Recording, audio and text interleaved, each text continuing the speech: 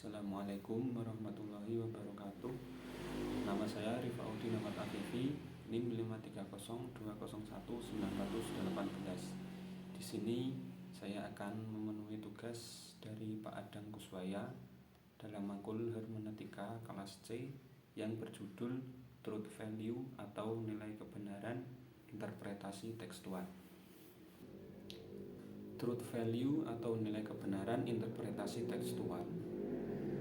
Purwadarminta dalam Kamus Umum Bahasa Indonesia menerangkan bahwa kebenaran itu adalah satu, keadaan atau hal dan sebagainya yang benar atau cocok dengan hal atau keadaan yang sesungguhnya.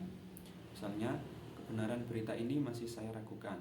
Kita harus berani membela kebenaran dan keadilan. Dua, sesuatu yang benar atau sungguh-sungguh ada. Misalnya, kebenaran-kebenaran yang diajarkan agama. Tiga, kejujuran, kelurusan hati, misalnya tidak ada seorang pun saksi akan kebaikan dan kebenaran hatimu. Sedangkan menurut Abbas Hamami, kata kebenaran bisa digunakan sebagai suatu kata benda yang konkret maupun abstrak. Jika subjek hendak menuturkan kebenaran, artinya adalah proposisi yang benar. Proposisi maksudnya adalah makna yang dikandung dalam suatu pernyataan atau statement. Adanya kebenaran itu selalu dihubungkan dengan pengetahuan manusia, subjek yang mengetahui mengenai objek. Jadi, kebenaran ada pada seberapa jauh subjek mempunyai pengetahuan mengenai objek. Sedangkan pengetahuan berasal mula dari banyak sumber. Sumber-sumber itu kemudian sekaligus berfungsi sebagai ukuran kebenaran. Berikut ini adalah teori-teori kebenaran. 1. Teori korespondensi, Correspondence Theory of Truth. Teori kebenaran korespondensi yang kadang disebut dengan Accordance Theory of Truth adalah teori yang berpandangan bahwa pernyataan-pernyataan adalah benar jika berkorespondensi terhadap fakta atau pernyataan yang ada di alam atau objek yang dituju pernyataan tersebut. Kebenaran atau keadaan benar itu apabila ada kesesuaian korespondens antara arti yang dimaksud oleh suatu pernyataan atau pendapat dengan objek yang dituju oleh pernyataan atau pendapat tersebut. Teori korespondensi ini pada umumnya dianut oleh para pengikut realisme.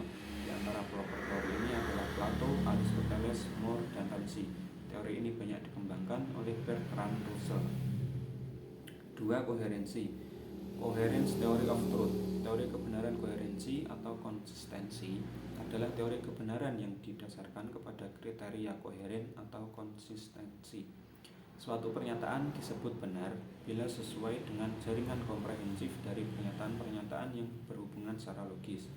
Menurut teori ini, kebenaran tidak dibentuk atas hubungan antara putusan dengan sesuatu yang lain, yaitu fakta dan realitas, tetapi atas hubungan antara putusan-putusan itu sendiri.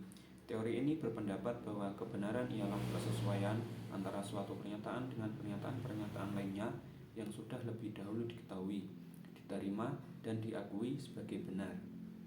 3. Teori pragmatisme, The Pragmatic Theory of Truth.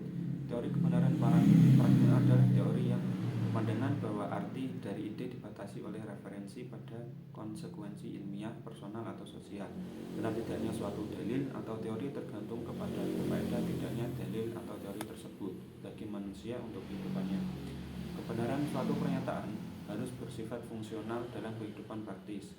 Pragmatisme merupakan aliran filsafat yang lahir di Amerika Serikat akhir abad ke-19 yang menekankan pentingnya akal budi atau rasio sebagai sarana pemecahan masalah problem solving dalam kehidupan manusia, baik masalah yang bersifat teoritis maupun praktis.